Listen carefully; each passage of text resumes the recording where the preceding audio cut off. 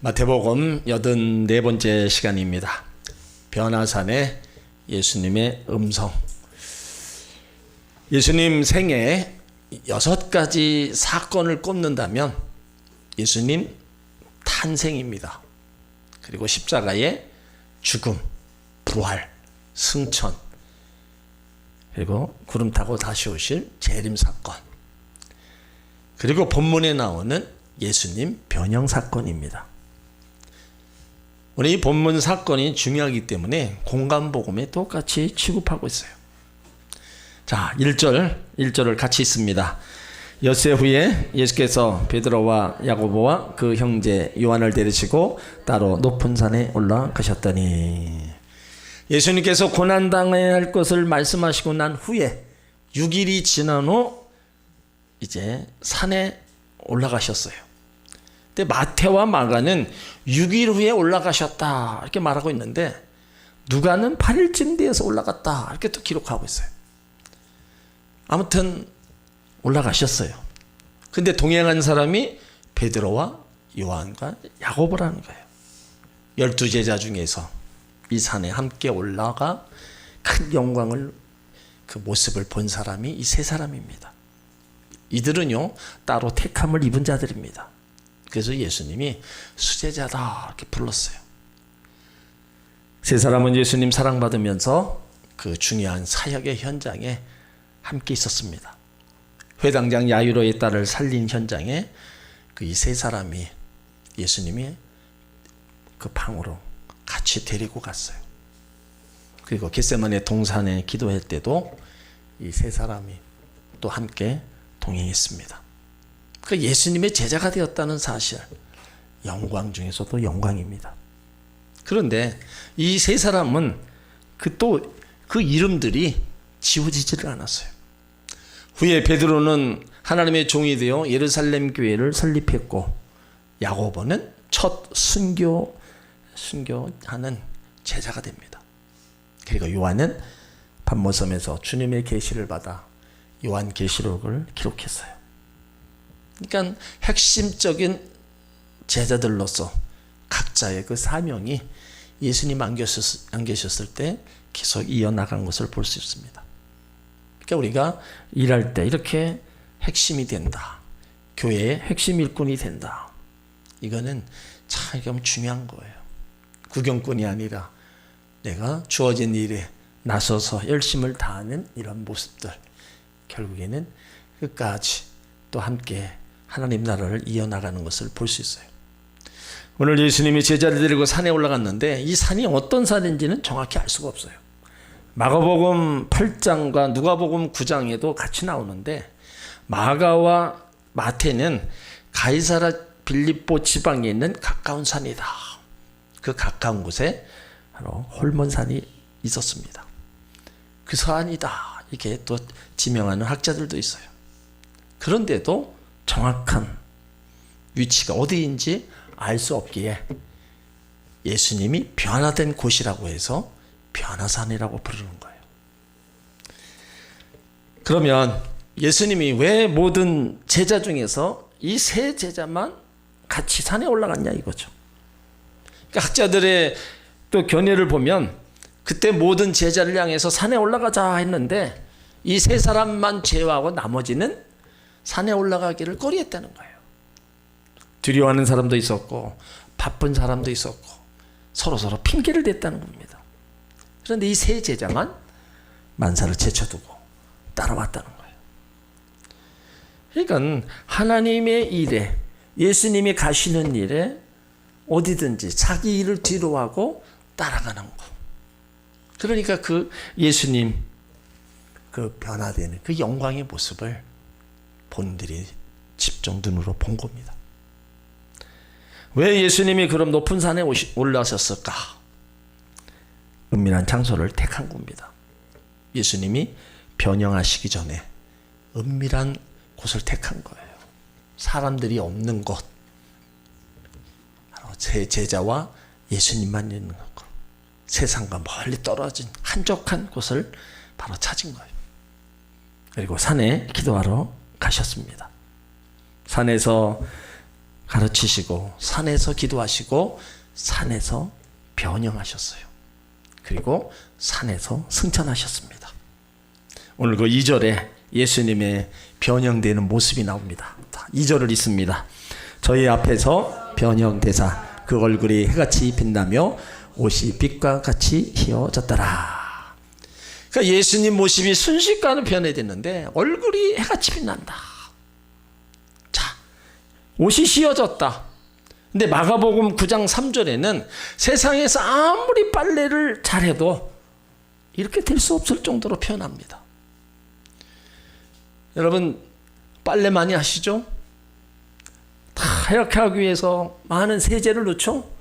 좋은 거 다 집어넣고 그래서 하얗게 빨아요. 근데 예수님 얼굴이 그 빨래 그 아무리 하얗게 잘한 것보다 더 해같이 빛났다는 거예요. 그러니까 예수님의 신성이 속으로부터 발산돼서 옷까지 얼굴까지 다 변화된 사건입니다. 이 내용이 누가복음 9장 29절에 또 나와 있어요. 기도하실 때 용모가 변화되고 옷이 휘어져 광채가 나더라. 기도할 때 변형의 사건이 일어난 겁니다. 하나님의 아들이고 하나님과 동등되신 예수님께서 변형되실 때 언제 변형되셨습니까?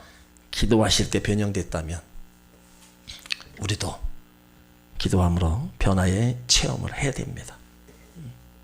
그래서 기도는 우리를 변화시킨다. 디모데전서 4장 5절에 하나님의 말씀과 기도로 거룩하여 지민이라고 했습니다. 성도들은 말씀으로 거룩하게 변화되고 기도할 때 거룩하게 변화될 것입니다. 그래서 누구든지 기도하는 사람이 변화된 것을 우리가 또 본다면 창세기 36장에 야곱이 야복강가에서 기도할 때 변화됐잖아요. 이스라엘로 변화되었습니다. 하나님과 겨눠서 이긴 사람, 승자라는 이름을 바꾸었어요. 누가 하나님을 이길 수 있어요? 누가 승리할 수 있습니까? 하나님 앞에 기도하는 사람이라는 거예요. 그러니까 그 기도를 통해서 엄청난 역사를 우리는 볼 수 있다는 거죠. 여기 변형대사 그 얼굴이 해같이 빛났다. 변형되었다는 거는요, 변환되는 말과 형상이란 말이 합해진다는 겁니다. 그러니까 변형이란 한 형태에서 다른 형태로 변하는 것인데 외관상 변환이 아니라 본질상의 변화를 의미합니다. 그러니까 예수님이 변형되었다는 것은 인간의 몸으로 오신 예수님이 어떤 다른 형태로 본질적으로 변화되었다는 거예요. 그래서 이 말씀을 우리가 좀 더 이해하려면 빌립보서 2장 한번 보시기 바랍니다. 빌립보서 2장 6절로 9절을 한번 예수님이 변화된 그 말씀, 그 모습을 우리 가운데 일러주고 있습니다. 자, 빌립보서 2장 6절로 9절 자, 같이 있습니다. 그는 근본 하나님의 본체시나 하나님과 동등됨을 취할 것으로 여기지 아니하시고 오히려 자기를 비워 종의 형체를 가져 사람들과 같이 되었고 사람의 모양으로 나타나셨음에 자기를 낮추시고 죽기까지 복종하셨으니 그 십자가에 죽으심이라. 이러므로 하나님이 그를 지극히 높여 모든 이름 위에 뛰어나는 이름을 주사. 예수님은 본질에서 하나님이십니다. 그런데 하나님과 동등됨을 취하지 아니하시고 인류 구원을 위해 사람으로 오셨어요. 사람으로 오셨는데 종의 모습으로 오셨다고 했습니다. 그러면 오늘 본문에서 변형되셔서 다시 본래의 모습으로 돌아가신 거예요. 인간 되기 이전의 모습, 하나님으로서 예수님의 모습으로 돌아가신 겁니다. 변형되셔서. 자, 이 모습이 계시록 1장 13절로 16절도 한번 보시길 바랍니다. 계시록 1장 13절 16절 승천하시는 예수님, 다시 오실 예수님, 바로 천상의 예수님의 모습을 자 보여주고 있습니다. 같이 있습니다.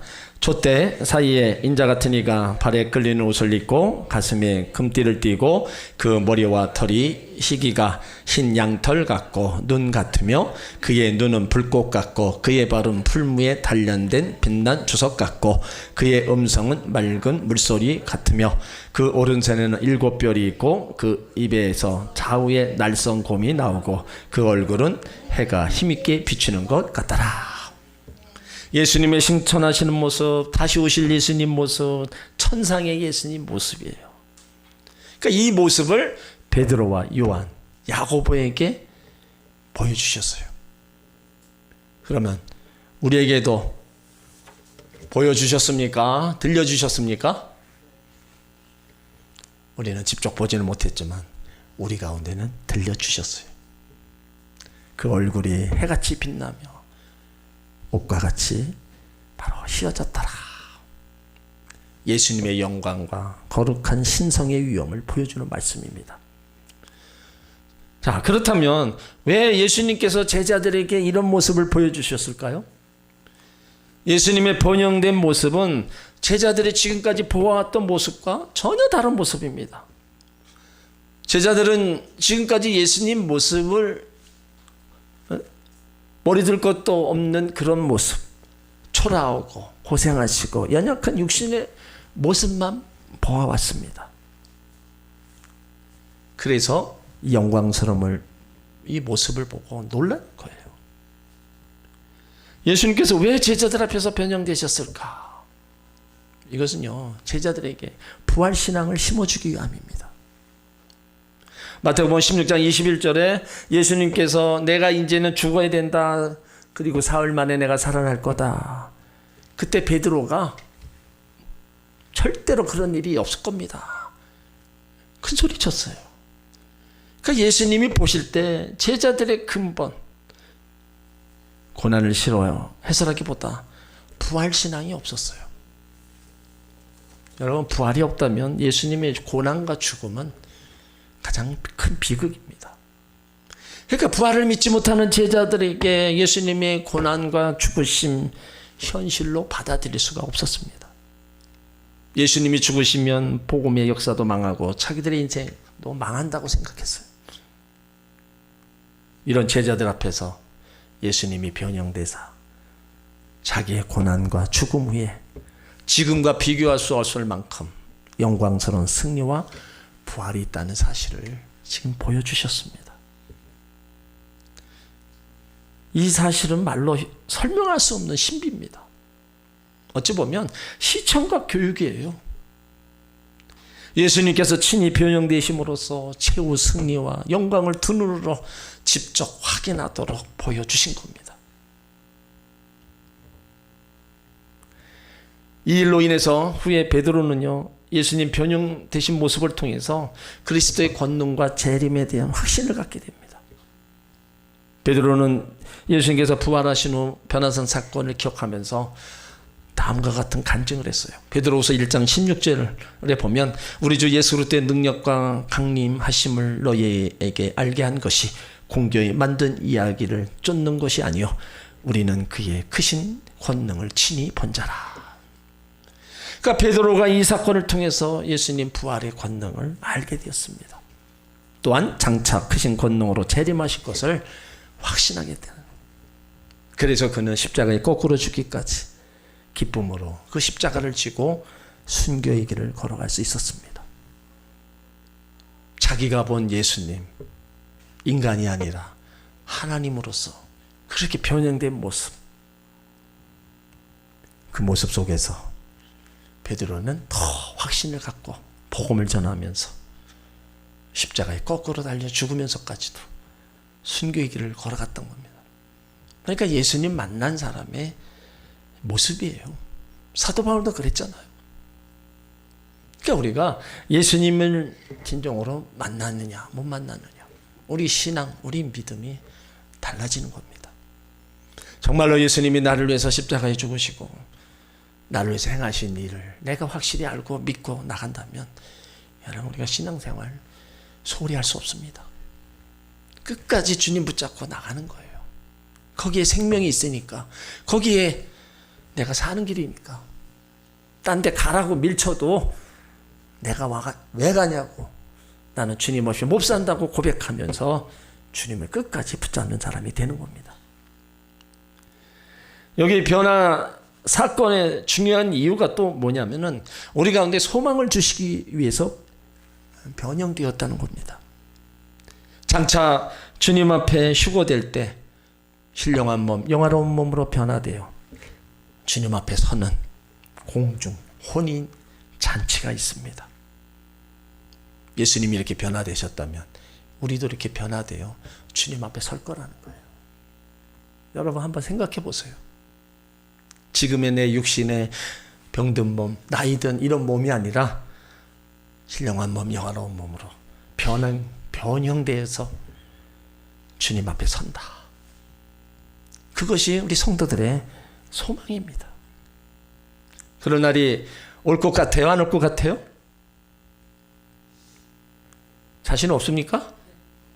네? 나는 안 올 것 같아요? 왜 이렇게 왜 그렇다면 자신 있게 얘기를 하셔야지. 왜 남의 얘기고 나하고는 상관없습니다. 나하고 상관없습니까?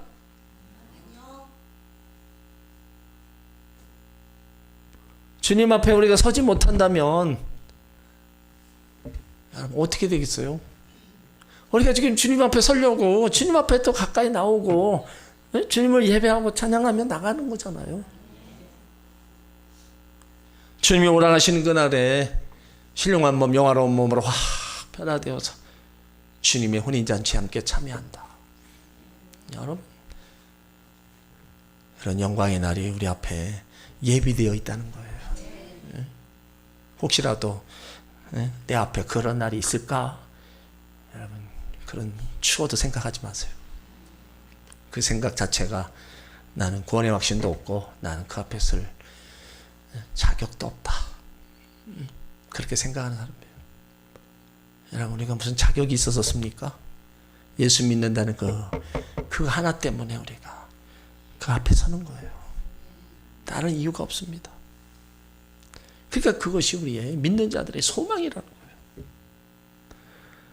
또 제자들에게 확신을 주기 위해서입니다. 확신도 없고 마음에 의심이 생길 때가 있어요. 왜요? 믿음을 까먹어버리고 은혜를 쏟아버리면 사탄이 자꾸 조롱하는 거예요. 그래서 우리 마음속에 의심을 심어주는 거예요. 여러분, 의심이 생기면 별 수 없습니다. 당시 예수님 제자들도 별 수 없었기 때문에 예수님이 그들에게 확신을 심어주는 거예요. 예수님 십자가에 죽는 것으로 끝나는 게 아니다. 그것이 결론이 아니다. 거기에 부활이 있고 영생이 있고 주님 앞에서는 그날이 다 확신을 심겨줍니다. 우리도 마찬가지입니다. 또 오직 예수님께만 영광 돌리고 예수님만 소망하며 예수님만 바라보는 것을 제자들에게 가르쳐주기 위해서 변화산에서 체험을 제자들에게 주신 겁니다. 우리는 눈으로 직접 보지 못했지만 우리는 약속의 말씀을 믿는 자들이기에 오늘 이 예수님의 모습이 우리가 믿어야 되고 우리도 또한 그 예수님 앞에 설 수 있는 자격을 얻은 하나님의 자녀인 것을 우리도 알아야 된다는 겁니다. 이렇게 변형되신 예수님, 근데 그 자리에 이제 또 두 사람이 더 나타났어요. 자, 3절에 있습니다. 때 모세와 엘리야가 예수로 더불어 말씀하시는 것이 저희에게 보이거늘. 모세와 엘리야가 예수님과 더불어 말씀하시는 것을 제자들이 본 거예요. 그러니까 어떤 학자들은 이 모습을 모세, 엘리야, 예수님 3자 회담이 있었다 이렇게 표현을 해요. 모세는 애굽에서 이스라엘을 출애굽한 그리고 광야를 거쳐서 가나안으로 이끌었던 사람입니다. 그러니까 시내산에서 이스라엘이 지킬 율법을 받은 사람입니다. 그 율법을 받을 때요 하나님의 영광 속에 쌓여있던 사람입니다. 그래서 그 얼굴이 하나님의 영광이 반사되는 빛 때문에 백성들 앞에서 수건으로 얼굴을 가리웠던 사람이에요. 그는 분명히 율법 대표자로 나타났습니다. 여기 엘리야는 모든 선지자들의 대표자입니다. 크고 강한 바람 같은 중에서 지진 가운데서 하나님의 음성과 영광을 또 직접 본 사람이에요. 그는 장차 오실 이스라엘의 메시아를 예언했던 사람입니다. 모세는 모압 땅 느보산에서 가나안을 쳐다만 보고 거기서 죽어 장사된 사람이에요. 하지만 엘리야는 불말들이 이끄는 불수레를 타고 죽음을 보지 않고 산채로 승천한 사람입니다. 모세는 예수님보다 1500년 전에 이 땅에 와서 이스라엘을 애굽에서 이끌어 홍해 바다를 건너 40년 광야 생활을 거쳐서 가나안 땅에 들어갈 수 있도록 모든 일을 한 사람이에요. 여호수아가 완성하긴 했지만 모세의 역할과 사역은 여호수아와 비교될 수 없을 만큼 위대한 겁니다. 그러니까 모세는 율법의 대표자, 예수 안에서 죽은 자들을 대표하는 거예요. 엘리야는 죽음을 맛보지 않고 승천한 사람, 선지자, 예언자 중에 대표자, 예수님보다 900년 전에 살았던 사람입니다. 근데 이 두 사람이 지금 구약을 대표하는 사람이에요. 그러니까 그들이 지금 예수님과 함께 변화산에서 만났어요. 자, 왜 만났을까요? 그들이 나타났다는 것은요, 그들이 죽었다는 것이 아니라는 겁니다. 모세는 1500년 전에, 엘리야는 900년 전의 사람이었지만 그들이 부활해서 살아있다는 것은 그것을 제자들에게 보여줌으로 다시 한번 신앙의 확신을 지금 심어주고 있는 거예요. 여러분, 1500년 전에 죽고 900년 전에 죽은 사람 살아날 수 있습니까? 본문과 똑같은 말씀이 누가복음 9장 31절에 돼 있어요. 영광 중에 나타나사 장차 예수님께서 예루살렘에서 별세하신 것을 말씀하실 때, 별세, 십자가의 죽음을 의미합니다. 우리 성경에는 별세로 번역되어 있는데 원래 출애굽, 엑소더스, 출애굽이라는 의미입니다. 그러니까 직역을 하면 모세와 엘리야가 나타나서 예수님과 함께 장차 이제 예수님과 출애굽을 할 것을 예언했다는 겁니다. 예수님께서 육신의 장막을 벗으시고 새하늘과 새 땅에 영광스러운 출발하시는 것을 의미해요. 이것이 바로 십자가 사건과 출애굽 사건이 연결되어 있다는 겁니다. 구약의 역사적 사건을 꼽으라면 출애굽 사건입니다. 그런데 그것과 대응되는 신약의 사건이 바로 예수님 십자가 사건입니다. 다시 말해서 출애굽 사건과 십자가 사건의 모형입니다. 이스라엘은 애굽에서 구원할 사건이 바로 출애굽 사건, 마찬가지로 십자가 사건, 영적인 이스라엘인 성도들이 죄악의 도성인 세상에서 구원하는 사건입니다. 이 표현은 신학적으로 굉장히 중요한 용어가 있어요. 예수님 십자가 죽으심이 단순한 죽으심이 아니라 영적 이스라엘을 구원하시려고 하는 출애굽 사건의 완성이라는 말입니다. 하나님께서 제자들에게 모세와 엘리야를 보내셔서 예수님 고난받으시고 죽임당하시는 것, 모세와 엘리야, 곧 율법과 선지자글에 기록된 예언의 성취이고 시청각적으로 확실하게 가르쳐주고자 그들을 변화산에서 집중 눈으로 보게 하신 겁니다. 물론 우리는 눈으로 보지 못했습니다. 하지만 우리는 귀로 들었어요. 눈으로 보았어요. 또 말씀을 봅니다. 보지 않고 믿는 자가 더 복되다 하셨기에 우리는 안 보고도 믿음으로 더 복 있는 자인 것을 여러분 아시길 바랍니다. 이 모습을 보고 베드로가 너무 좋은 거예요. 그래서 그가 너무 좋아서 이제 4절을 고백하는 겁니다. 자, 4절을 읽습니다. 베드로가 예수께 여짜와 가로되 주여 우리가 여기 있는 것이 좋사오니 주께서 만일 원하시면 내가 여기서 초막셋을 짓되 하나는 주를 위하여 하나는 모세를 위하여 하나는 엘리야를 위하여 하리이다. 베드로는요 그 산에 초막셋을 짓고 살고 싶었어요. 얼마나 좋아요.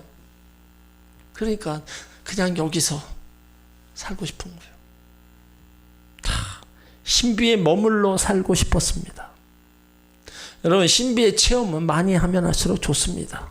그런데 중요한 거는 신비의 체험은 많이 할수록 좋지만 신비주의에 빠져서는 안 됩니다. 베드로처럼 신비에 체험한 장소에 머물려고 하는 것이 신비주의입니다.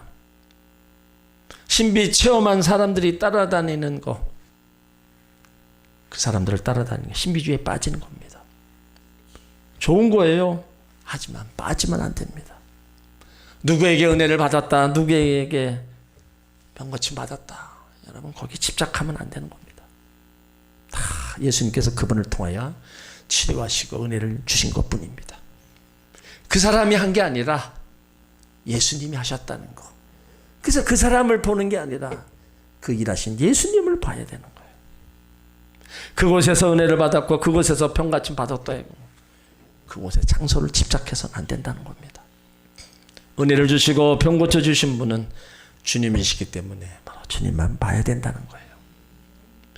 여기가 좋사오니 그냥 안주하고 싶은 거예요. 이 말은 또 신앙생활 그냥 대충대충 하는 것이 좋다는 겁니다. 그러니까 세상에 나가 어떻게 살아야 할 것인가, 어떻게 빛을 내고 소금의 사명을 감당할 것인가, 우리가 어떻게 잘 섬길 것인가, 이런 건 관심 없습니다. 베드로의 본심이 여기 있는 것이 좋겠다. 여기 산 위에 모세와 엘리야, 예수님의 영광스러움, 그 변형되신 곳, 여기서 살고 싶은 거예요. 떠나기 싫은 거예요. 여러분들 그런 때가 있었습니까? 여기면 좋겠다. 그러니까 산에 내려가기가 싫은 거예요. 산 아래는 고난과 십자가가 기다리고 있었고 많은 문제에 있는 양떼들이 기다리고 있었어요. 베드로는 그런 일을 생각만 해도 끔찍스러웠어요. 그래서 예수님 계시고 함께 그곳에서 이제 있기를 원하는 그 마음, 너무 좋으니까 그런 거예요. 그러니까 우리도 너무 좋으면 이보다 더 좋을 순 없다, 우리가 그런 표현이잖아요. 좋으니까 그런 거예요. 그렇지만 그 마음이 결코 옳은 마음은 아니라는 겁니다. 우리가 요행심리라는 말을 참 많이 해요. 그래서 한탕주의로 벼락부자 되고 여러 가지 일로 인해서 사기치고 우리가 거저 먹으려고 하는 이런 부분들, 이거는요 우리가 절대로 추구해서 될 일이 아닙니다. 수고의 대가를 우리가 얻는 거고, 또 그 수고에서 또 대가를 얻어야 우리가 보람이 있는 겁니다. 분명한 것은 십자가 없이는 영광의 면류관도 없습니다. 신앙생활 우리가 쉽지 않습니다. 좁은 길 가는 거 쉽지 않아요. 힘들고 여러 가지 절제해야 되고 우리가 해야 될 거 많아요. 그렇지만 그것이 결국에는 영광의 길을 가는 길이라면 우리는 가야 됩니다. 그냥 넓은 길을 내 할 때 다 하고 내 소견에 오른 대로 신앙생활 해가면서 우리가 그 십자가의 영광의 면류관을 얻기는 기대할 수 없는 거예요. 우리는 잘 달려왔어요. 그러면 앞으로도 어떻게 해요? 더 잘 달려가야 돼요. 주님 앞에 서는 그날까지 우리는 달려가야 됩니다. 이 세상이 아무리 좋다고 해도요, 우리가 저 하늘에 비교하겠어요? 주님 앞에 서는 그날과 비교가 되겠냐고요. 비교할 수 없는 거예요. 이 땅 것은 이 땅 거대로 그냥 하나님 주신 분복을 누리고 사는 거고요. 그런 가운데 우리는 더 저 높은 곳을 바라보면서 우리가 살아가는 겁니다. 힘들고 어려워도 믿음의 길에 끝까지 가시길 바랍니다. 이렇게 베드로가 얘기할 때 이제 하늘에서 하나님의 음성이 들립니다. 자, 5절을 읽습니다. 말할 때 호련히 빛난 구름이 저희를 덮으며 구름 속에서 소리가 나서 가로되 이는 내 사랑하는 아들이여 내 기뻐하는 자니 너희는 저의 말을 들으라 하는지라. 하늘에서 두 가지 음성을 들렸어요. 이는 내 사랑하는 아들이요 내 기뻐하는 자라. 예수님의 음성이 두 번 들렸습니다. 한 번은 공생애를 시작하면서 세례 요한에게 세례를 받을 때 하늘이 열리고 이는 내 사랑하는 아들이다. 내 기뻐하는 자라. 하나님 음성을 들렸어요. 그리고 두 번째 음성이 이제 십자가를 지려는 가장 중요한 시기에 음성이 들린 거예요. 이 음성은 바로 하나님의 확인입니다. 정말 내가 사랑하는 아들이다. 그렇게 기뻐하고 사랑하는 내 아들, 너희를 위하여 지금 십자가에 못 박아 죽이려고 한다. 그리고 또 하나의 음성이 뭡니까? 너희는 저의 말을 들으라. 너희는 저의 말을 들으라. 결국은 하나님께서 우리들에게 예수의 말씀을 들으라는 거예요. 우리는 주님의 말씀을 바로 들어야 됩니다. 의심하지 말고 듣고 순종하고 나가야 돼요. 그리고 이 말씀은 특별히 제자들에게 예수님의 고난을 예고한 거예요. 예수님이 그 십자가 길을 갈 때 도망가지 말아라. 예수님이 3월 후에 부활했을 때 그 말을 의심하지 말라. 그분이 다시 오신다고 했을 때 그것을 믿어라. 그거예요. 근데 제자들은 예수님 부활 때까지 믿지 못했습니다. 이 음성을 들었을 때 제자들의 모습이 어땠어요? 6절에 보니까 제자들이 듣고 엎드려 심히 두려워했다 그랬습니다. 심히 두려웠다. 하나님의 음성이 들리니까 두려운 거예요. 여러분, 우리 하나님은 두려움의 대상이 아닙니다. 하나님은 경외의 대상이에요. 하지만 우리가 두려운 마음으로, 떨리는 마음으로 조심스럽게 하나님 앞에 서야 돼요. 그리고 하나님도 두려워할 줄 알아야 돼요.